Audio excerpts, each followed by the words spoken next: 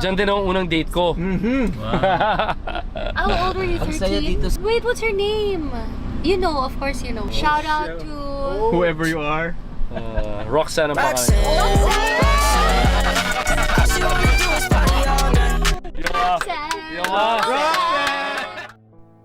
Pinuri ng maraming netizens ang aktres na si Julia Barreto sa vlog nila ng boyfriend na si Gerald Anderson matapos na mapansin ng marami ang pagiging cool girlfriend ng aktres.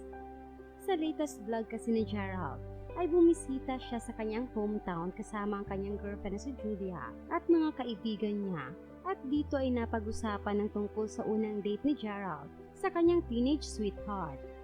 Habang nag-iikot kasi at napadaan sa isang lugar, ay biglang naalala ni Gerald ang tungkol sa kanyang unang date at hindi ito nagdalawang isip na ibahagi ang kwentong ito kahit pa nga nasa tabi niya ang girlfriend na si Julia.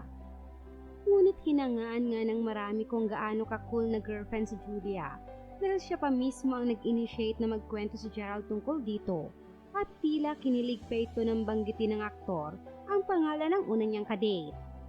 Dahil nga dito ay umani ng mga papuri ang aktres, at ayon sa ilang komento ay makikita nga raw ang security sa pagitan ng dalawa dahil napapag-usapan na umano mga ganitong klaseng kwento nang walang awayan o selosan.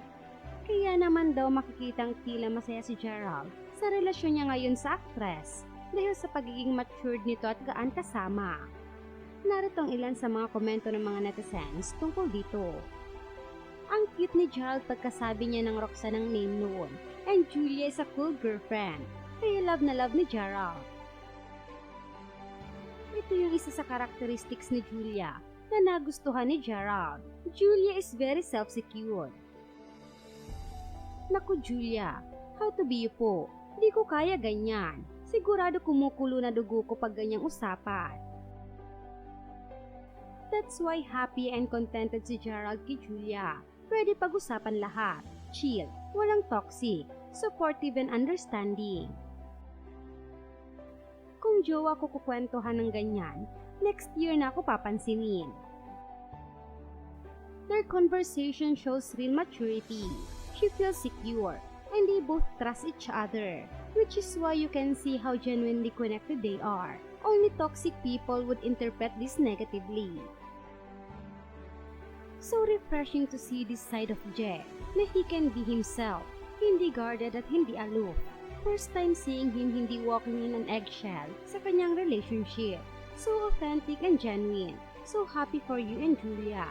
I think you bring out the best of each other.